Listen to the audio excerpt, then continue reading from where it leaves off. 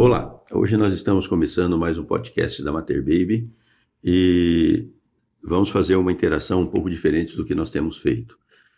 A maioria do pessoal que trabalha com infertilidade hoje, com reprodução humana, eles são ginecologistas, né? Tanto é que a infertilidade é uma subespecialidade da ginecologia obstetrícia. Apesar que alguns urologistas se especializaram também, inclusive com 2 residências, uma de ginecologia também, para se tornar especialista. Mas na nossa vida, e nós que trabalhamos com ginecologia, sempre é um tempo de transição, onde nós começamos a trabalhar com ginecologia obstetrícia e fomos migrando lentamente para a infertilidade. E eu já migrei, alguns ainda estão migrando, e hoje vai nos acompanhar o Dr. Celso do Vale, que é um ginecologista raiz também, excelente ginecologista e obstetra, e que já está fazendo essa transição também. Está indo já aqui para a infertilidade com muito sucesso. E estamos com o Dr. Maurício Chaves, que ele prefere ser o ginecologista, graças a Deus, e é o obstetra, inclusive, da maioria das nossas pacientes, né? Então, quando as pacientes se engravidam, elas normalmente continuam conosco como infertileutas até a 12ª semana de gestação, que é o tempo mais delicado que possa haver um abortamento. Quando fazemos o primeiro ultrassom morfológico, geralmente nós damos a liberdade para que ela escolha o obstetra dela para finalizar o pré-natal. Então, essa interação entre a infertileuta e o obstetra e o tipo de pré-natal que se faz da paciente que engravida de uma fertilização in vitro e da paciente que engravida naturalmente, existe alguma diferença? É isso que nós estamos querendo saber e levar esse conhecimento a vocês. Então, bom dia, Maurício, bom dia, Celso. O Maurício, que mais está acompanhando, vamos ver a opinião do Maurício primeiro, o que ele acha, porque ele é que vai acompanhar a paciente até o nascimento, né? Nós só ficamos sabendo depois do nascimento. Bom dia. Gilberto, o que a gente vê? Hoje, as pacientes que nós temos, né, que vêm após uma fertilização, mesmo que ela não tenha nenhuma comorbidade que leve ela para uma gestação de alto risco, essa gravidez, ela é diferente. Ela tem vários aspectos diferentes. Por quê? Primeiro, a demanda emocional que essa paciente levou até fazer todo esse processo, você sabe muito bem disso, já modifica. E a expectativa dela durante a gravidez toda tem uma carga emocional muito grande. Essa eu estou falando daquelas pacientes onde que a gente não tem alterações, né, clínicas dela. E temos também um outro fator, que só esse fator já é um fator de risco, que muitas das pacientes que nos chegam até hoje já estão numa idade, né, mais à frente. Então, isto também já gera um pré-natal diferenciado e tudo. Eu sempre coloco para as pacientes, apesar, se a gente usar o critério de alto risco, a gravidez dela ela é especial. Ela não pode ser considerada uma gravidez que é onde que você vai fazer um pré-natal da mesma maneira de um baixo risco. Não que a gestação seja um alto risco, assim, mas ela tem algumas coisas especiais, alguns cuidados, né? Ontem mesmo, conversando com uma paciente que nos chegou, ela falou, olha, eu estou bem, eu vejo que a minha gravidez está bem, mas eu me sinto insegura, eu tenho desejo de fazer ultrassom semanal, então tudo isso a gente tem que entender que tem um quê diferente, né? Esses cuidados. Não que o bebê não vai desenvolver bem, a qualidade da gestação, não é isso, mas o cuidado emocional, principalmente, ele continua depois. Eu sei que vocês trabalham muito isso durante aqui, né? Durante o processo até a fertilização, o cuidado, mas ela mantém essa carga emocional muito grande. Eu acho que isso é uma das coisas que a gente tem que valorizar muito. E o conhecimento, né, das variáveis que podem ocorrer na sequência para a gente poder estar corrigindo. Celso, você está parando com obstetrícia, naturalmente, né? Mas você tem feito, ao longo desses últimos anos, Pré-natal nos dois tipos de paciente, né? Paciente pós-fertilização e paciente de gravidez normal, que é a gravidez espontânea, né? Você tem visto alguma diferença, algum cuidado necessário a mais com essas pacientes? O que o Maurício colocou realmente é a realidade que nós vemos. É evidente que eu, como trabalhei e trabalho com as duas situações, né, com ou sem o tratamento de reprodução assistida, o que a gente vê hoje, aumentando cada vez mais a nossa abordagem no tratamento de reprodução assistida, são aquelas pacientes, aqueles casais, vamos chamar de casais, que chegam para nós já com uma bagagem de estresse emocional muito grande. Isso já pelas frustrações pregressas que eles tiveram. Então, a nossa abordagem, primeiramente, é tranquilizar esse casal. Isso tanto antes do pré-natal como depois do pré-natal. Acho que isso aí vai ajudar muito. Outra coisa muito importante que eu vejo, isso tanto no pré-natal com ou sem tratamento de reprodução assistida, mas principalmente no tratamento de reprodução assistida, é aquilo que o Maurício falou. Hoje, a grande maioria desses casais tem mais de 35 anos. Né? Verdade. Então, são pacientes que, por si só, são pacientes que já vão apresentar já uma série de aumento de prevalência, uma série de outras doenças, né, como a doença hipertensiva na gestação, como diabetes gestacional, como nenê menor, pequeno ao nascimento, uma série de outras coisas que nós vamos ter ali na frente.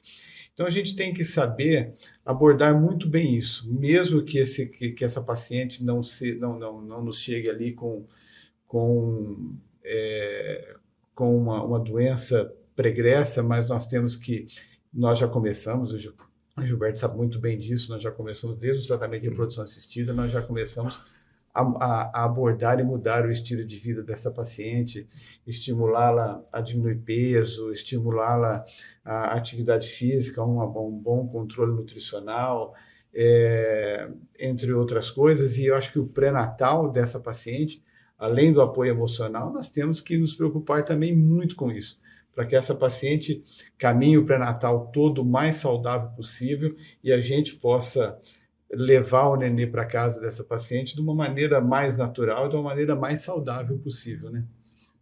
O pré-natal, na realidade, tem sido aqueles cuidados que nós damos à paciente, tentando antecipar alguma coisa que possa acontecer, né? A paciente, às vezes, ela não tem uma noção muito clara do serviço do pré-natal, né? Ela acha que o médico está olhando, vai fazer ultrassom, está tudo bem. Não, mas o médico tem que estar pensando nas coisas que podem acontecer antes que elas realmente aconteçam. Quer dizer, acho que é essa que faz a diferença entre o pré-natalista, que fica muito atento a isso, né? Eu não diria que seria necessário um pré-natalista com experiência em gestação de alto risco, mas seria bom, né?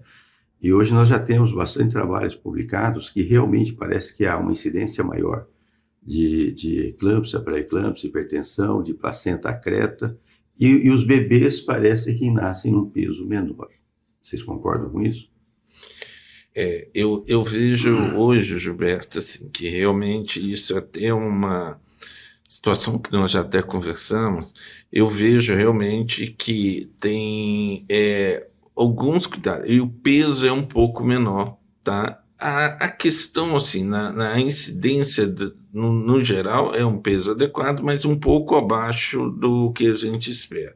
Isso está muito relacionado, e aí entra a expertise do pré-natalista, que é entender a questão placentária, que eu acho que aí é o grande, eu como pré-natalista, eu falo que é o grande desafio futuro, né, da fertilização, tentar melhorar a qualidade no futuro do processo placentário, que eu vejo que ela tem um pouquinho mais restrição quando a gente pega em relação a uma gravidez natural. E aí justifica tudo isso que você falou, que nós sabemos que a hipertensão, a restrição, ela vem muito na qualidade da placenta. E o que a gente tem visto? Que às vezes isso está sendo pouco valorizado. Eu vejo que o estudo, né, principalmente da inserção, aonde que está a localização placentária, melhorar todo esse processo, o pré-natalista que não está atento, ele não vai enxergar essas alterações que às vezes são bem sutis, mas elas vão comprometer lá na frente. Outra coisa que eu tenho verificado, né, não eu, mas toda a reprodução, nós vemos isso em várias publicações, né? A taxa de gemelaridade na fertilização é maior do que na gestação comum, né? Exatamente porque em algumas situações nós passamos 2 embriões, né? E numa certa porcentagem se implantam os 2 embriões. E nós já sabemos que uma gestação do gemelar, dependendo do biotipo da paciente, idade, peso, uma série de pré-requisitos, ela pode merecer uma atenção a mais ou não, né? Mas a pergunta que eu quero fazer é a seguinte: nós sabemos que uma grande parte da gemelaridade acaba tendo um parto prematuro, ou por ruptura de membrana precoce, né? Ou por desencadeamento do parto mesmo, né? E foi desenvolvido, até para tentar ajudar essas pacientes, a colocação do pessário. Para quem não sabe, o pessário é um dispositivo feito de silicone que se coloca no colo do útero para tentar fazer com que ele fique fechado mais tempo, né?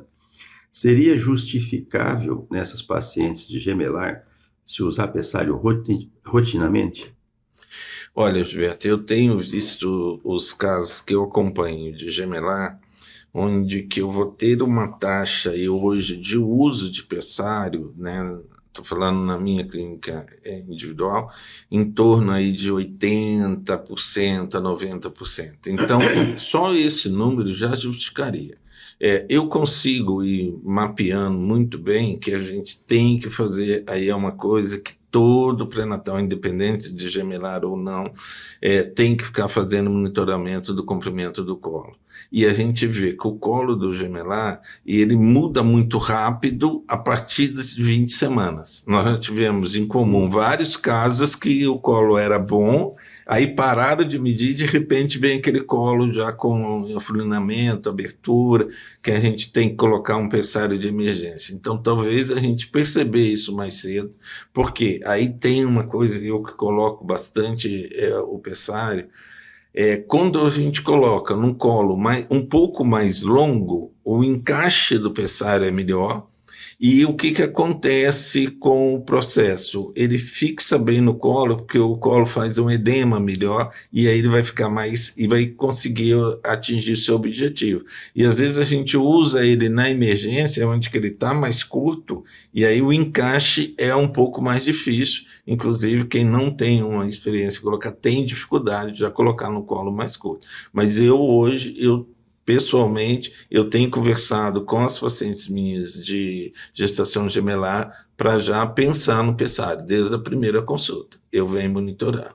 É interessante, né? Porque eu, quando comecei a obstetrícia, acho que o Celso também, quando nós começamos, nós que somos uma geração um pouquinho mais antiga, né? Primeiro que nós não tínhamos ultrassom no consultório, né? E hoje ainda tem muito obstetra que não tem ultrassom no consultório, né? E eu acho... não se cabe mais hoje em dia fazer um pré-natal sem ter ultrassom. Mas nós não medíamos. Aliás, nós nem sabíamos disso, né? Nós nem sabíamos disso. E hoje me parece que os obstetras que têm esse cuidado e trabalham com ultrassom e acompanham a evolução do colo do útero ainda são a minoria, concorda, Celso? São poucos hoje que ainda tem essa abordagem dentro do consultório, esse treinamento. Mas eu acho que isso aí é fundamental, e levando em conta também o que o Maurício disse, Gilberto, eu acho que a gente tem que monitorar muito bem e a gente não pode perder o momento de proteger essa paciente e esse feto. E eu acho que não é só para paciente do tratamento de reprodução assistida, que fez lá a fertilização, todas. Mas a paciente que está lá para fazer, que fez o tratamento de reprodução assistida, geralmente, essa paciente, na grande maioria das vezes, já tem um problema. Então, nós vamos ter aí um aumento de chances de complicações. Então, acho que o monitoramento e essa abordagem, muitas vezes, a gente tem essa dúvida, como o Maurício falou, se a gente vai fazer isso aí, mesmo sem esse colo estar encurtado, profilático ou não. Eu acho que isso aí é uma grande discussão e que eu acho que merece ser discutido, mas de qualquer maneira o monitoramento ele tem que ser muito bem feito, né? Não podemos perder o momento, que é aquilo que nós falamos, essa paciente já passou por uma série de frustrações. E essa paciente fazer todo o investimento, tanto financeiro quanto emocional, né, da própria saúde dela, e ela com ter lá uma prematuridade extrema e perder um bebê, muitas vezes por falta de um monitoramento adequado, eu acho que é preocupante, né? É interessante porque essa parte foi quando eu ainda fazia parte do corpo clínico da Universidade Federal de São Paulo, né, e trabalhava aqui na Unifesp, estava fazendo a pós-graduação em doutorado.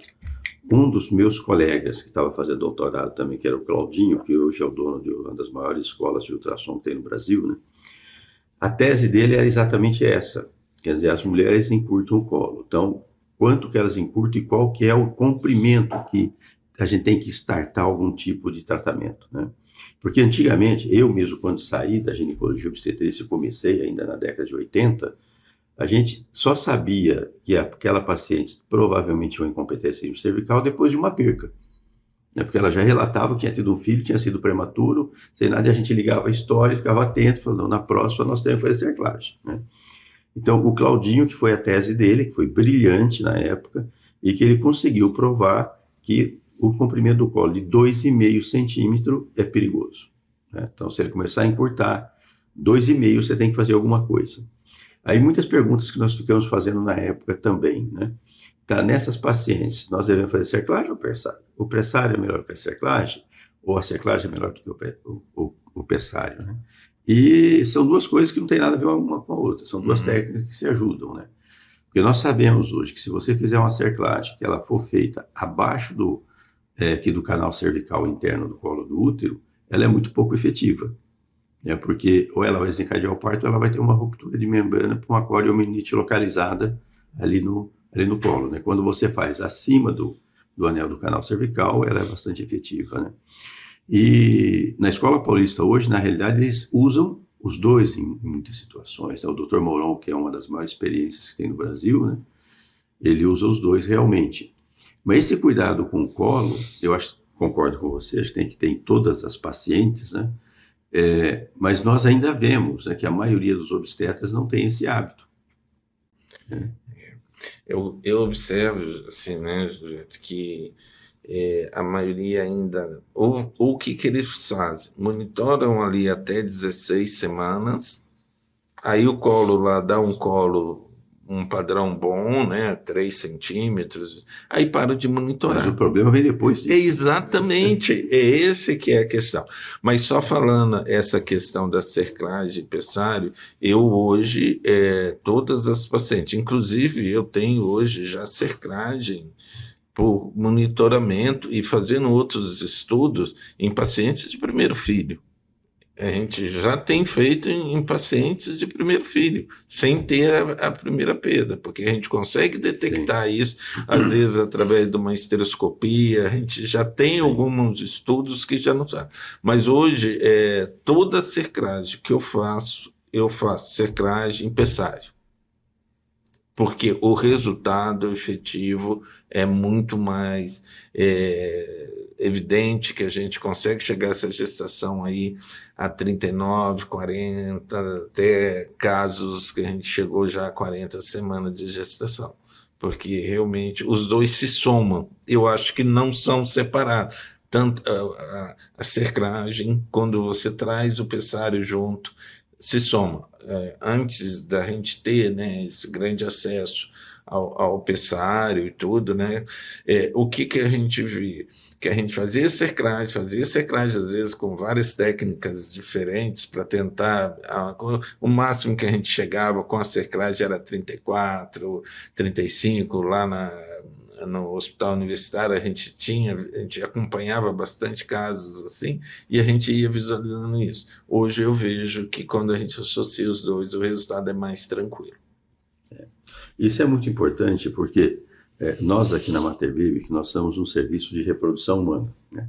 Nós não somos um serviço de fertilização in vitro. Isso é muito importante porque a maioria das pessoas ela não consegue entender isso, né? A fertilização, como ela evoluiu com uma conotação bastante diferente para o médico de diferenciação, começaram a surgir inúmeras clínicas de fertilização in vitro, né? Então, não interessa o que a paciente vai fazer lá, ela vai fazer captação. E o nosso trabalho aqui é exatamente o oposto, né? A fertilização in vitro é simplesmente mais uma arma terapêutica que nós temos no nosso arsenal, e uma arma muito nobre. Tanto é que o nosso objetivo com as nossas pacientes, sempre que possível, é tentar fazer com que ela engravide com as tecnologias menos sofisticadas e com menos gasto, tanto emocional quanto financeiro. E nós conseguimos isso com uma certa frequência, né? No final do ano agora mesmo teve casos maravilhosos. Eu tive 2 casos onde a paciente já tinha feito 3 fertilizações in vitro sem sucesso, e eu vi que ela poderia engravidar sem fertilização in vitro. E no primeiro coito planejado, as 2 engravidaram, e por incrível que pareça, de gêmeos, as 2. Então foi até muito engraçado. Aí nós fazemos um trabalho muito difícil, porque essas pacientes chegam com a gente em situação emocional, às vezes deteriorada, né? Assim, elas ficam muito destruídas, porque elas já passaram por vários médicos, e cada médico falou uma coisa diferente, e isso aumenta a insegurança dela, porque ela não sabe em quem ela deve confiar ou não. Aí, instintivamente, ela vai para a internet, e na internet existe de tudo também. Aí ela vai procurar uma segurança, isso aumenta mais ainda a insegurança dela, né? E quando nós conseguimos fazer com que ela engravide, né, que geralmente é um trabalho, às vezes, um pouco pesado e um pouco custoso financeiramente e emocionalmente, né? E chegou na 12ª semana e nós vamos entregar para o obstetra, né? É quase impossível a gente pensar assim, né? Pô, será que esse cara vai dar conta até o final do recado? Você não sente esse medo também? Exatamente, o investimento é muito alto, né? Principalmente do ponto de vista emocional, né? Ele é grande demais. E voltando a falar no assunto do colo curto, é uma coisa que para nós, na nossa mentalidade, parece muito simples, mas tanto, eu acho que o Gilberto, todos nós já tivemos perdas nesse sentido. Entre outras coisas mais, né? Nós nos preocupamos ali com aquelas complicações, outras que possam advir. Nós nos preocupamos lá nós estávamos falando de avaliar bem o colo, avaliar bem essa placenta, onde que essa placenta está inserida, como que essa placenta está inserida, se lá na frente nós vamos ter um risco maior de um acretismo, se nós vamos ter um risco maior de uma doença hipertensiva da gestação, se isso aí vai ser prevenido logo no início da gravidez, né? Existem maneiras da gente diminuir esse risco. Se essa paciente vai evoluir para um diabetes gestacional, se nós vamos diminuir esses riscos. Então, acho que, voltando àquilo que você falou no começo, né, Gilberto, eu acho que o obstetra ele está lá para estar do lado da paciente, para estar antevendo complicações futuras. Eu acho que esse é o papel do obstetra. Então, é isso que a gente quer quando a gente vai encaminhar essa paciente para um pré-natalista e fazer um pré-natal de uma paciente, é o quê? Estar atento nas complicações futuras. É isso que a gente tem que estar sempre desejando de um bom pré-natal, né? Eu acho que é muito importante lembrar as pessoas que estão nesse estágio da vida que hoje nós vivemos uma realidade completamente diferente. Quer dizer, o mundo ele evolui às vezes para o bem, às vezes não tão bem, né? Eu nasci com uma parteira, né? E foi engraçado porque eu conheci essa parteira quando eu já era médico, tá? E ela tinha um caderninho que ela inclusive anotou que meu pai ficou devendo o parto. Na época, pagou só um mês depois, né? Então, isso era muito comum, né? Então, quando uma gestação realmente corre tudo bem, às vezes ela pode evoluir realmente e ser feito por um técnico, né? Mas nós não vivemos mais esse tipo de vida, né? Nós não temos mais aquele tipo de alimentação que nossos avós tinham, nós não temos mais aquele tipo de trabalho que eles tinham, né? As mulheres já não são mais as mesmas, é totalmente diferente. Então, isso é muito perigoso. Então, quando eu vejo uma paciente que fala, eu sou muito naturalista, eu quero tentar ter o meu bebê em casa, eu fico horrorizado. Eu fico com muito medo, porque, inclusive, uma das maiores feministas e defensoras disso no Brasil, infelizmente, morreu ela e o filho dentro de uma banheira em casa, né? Então, hoje, o pré-natal, ele é muito mais complicado do que era com a minha mãe ou com a minha avó. É uma coisa complicada.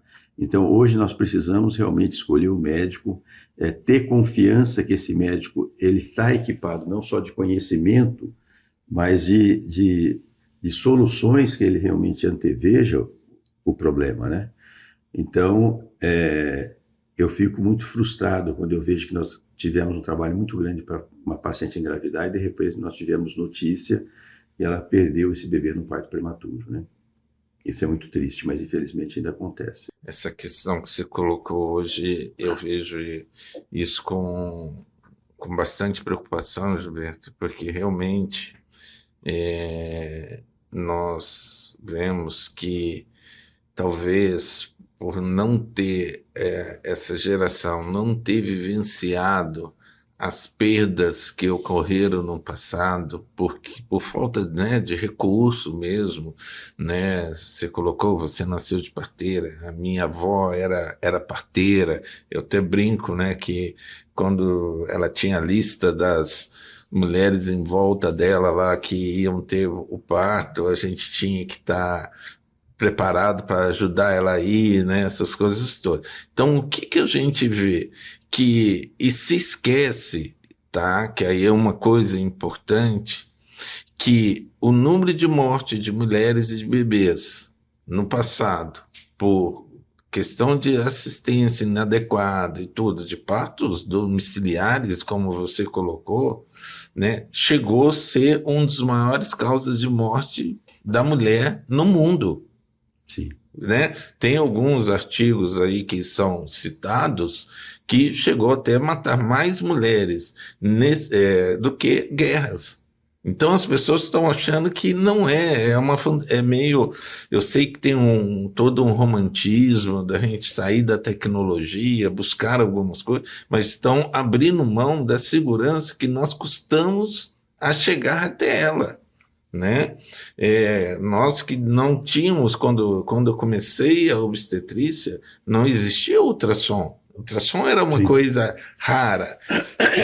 Nós não tínhamos sonar para escutar o coraçãozinho do bebê. Hoje se compra na Shopping.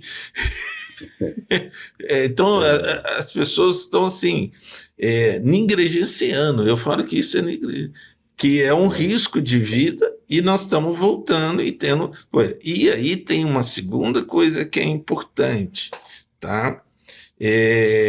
Que nós vamos mensurar isso lá na frente, que é o debility desses bebês. Como que vai ser o desenvolvimento, se teve uma baixa oxigenação durante o transcorrer do trabalho de parto, que não foi detectado. Aí é outra situação. Esse é outro problema grave, né? Eu sempre explico para as minhas pacientes que parto vaginal não é sinônimo de parto normal. Né? O parto vaginal é uma coisa, o parto normal é outra coisa, né? Uhum. Tanto que realmente, hoje nós sabemos há muitos anos que um período expulsivo maior do que 30 minutos pode causar dano cerebral na criança e que não vai ser percebido num primeiro momento, mas vai ser percebido quando essa criança entrar na escola, né? E as mães não sabem disso. E às vezes, para abreviar um período expulsivo prolongado, né, nós precisamos de um médico que infelizmente saiba usar bem um fórceps de alívio, né? E eu não vejo mais médico nenhum saindo da faculdade, ou mesmo na residência de obstetrícia, sabendo fazer esse tipo de operação, né? Então, temos que ter muito cuidado. Bom, o nosso intuito hoje foi passar para vocês uma mensagem muito importante, quer dizer que não é só gestar. Nós aqui na Mater Baby, nós só nos consideramos felizes quando nós ajudamos você a planejar a sua família. Não é fazer você ter um filho. O planejamento da sua família dentro da sua realidade. A sua realidade financeira, a sua realidade de idade, a sua realidade matrimonial, né? E nós só consideramos sucesso quando você sai do hospital saudável com um filho saudável no colo. E isso é muito difícil. Então, nós temos uma equipe grande, multidisciplinar. O Celso é um excelente infertileuta que está com a gente agora já há alguns anos, né? Brilhante, está fazendo um trabalho maravilhoso. O Maurício, as pacientes que são mais perto ou aceitam, fazem o pré-natal com ele tem resolvido casos muito difíceis de serem solucionados. Então, a gente está se protegendo, porque nós queremos garantir que essa criança gerada com os nossos serviços, ela chegue a êxito, né? E vocês têm a liberdade de nos consultarem pela homepage ou pelas nossas mídias sociais. E se tiverem alguma dúvida, podem encaminhar qualquer tipo de dúvida para qualquer um de nós. Nós teremos o maior prazer em responder. Então, as suas considerações finais, Celso. Bom, minhas considerações finais eu acho que saia daqui, como o Gilberto muito bem frisou, né, sabendo que o pré-natal nada mais é que prevenir complicações futuras. Então, nós precisamos não só de um bom infertileuta, mas precisamos também de um bom obstetra, né? E para isso nós temos aqui o Dr. Maurício. Eu acho que o trabalho é muito bem feito e eu acho que as pacientes têm que prestar muito atenção nesse quesito e nesse sentido, né, Maurício? Uma coisa importante que eu gostaria de lembrar também, que eu estava quase esquecendo, a esposa do Maurício, ela é fonoaudióloga, tá? E ela é especialista em amamentação, né? Tanto é que teve uma paciente minha ontem que perguntou, agora que eu engravidei, né? Quando é que eu posso consultar com ela depois que meu bebê nascer? Eu falei, não, é antes, tem que ir antes. Então, esse é um conceito novo, né? É novo para muitos médicos, né? Para nós não é tão novo assim, né? Mas é um outro cuidado muito importante, tá? A amamentação e o aleitamento, né? Sem dúvida.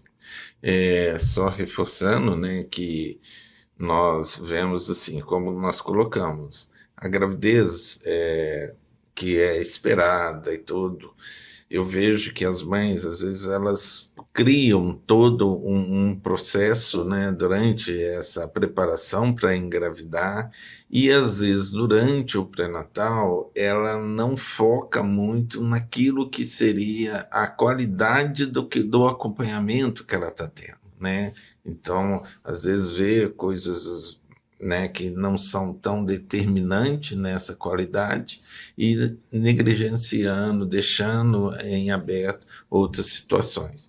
Eu vejo muito, como o próprio Celso falou, é um investimento, qualquer gestação é um investimento gestacional muito grande. E sempre quando a gente vê, né, uma perda, e aí eu sempre falo, essa perda independe da idade gestacional, desde que for 6 semanas ou 6 meses de gestação, o estado emocional, o abalo, a frustração de tudo isso é muito grande. Então a gente tem que estar assim, sempre atento, né? E todas procurarem se informar na qualidade do pré-natal. Acho que a qualidade do pré-natal hoje é essencial, né? Não se deixar se pegar por coisas mais fantasiosas que estão sendo oferecidas, né? Essa fantasia é importante. Eu brinco que cada ano surge uma fantasia nova. Agora a grande fantasia é a revelação do chá do sexo do bebê, né? Isso é legal, isso é bacana, que envolve toda a comunidade, tudo, mas pense também no padrão de qualidade que está sendo assistida no seu pré-natal. Bom, muito obrigado a todos. Nos assistam, nos sigam. Toda semana nós vamos ter um tema novo para vocês. Se tiverem sugestão, entrem em contato, nós teremos o maior prazer em nos reunirmos e prestarmos essas informações. Até logo.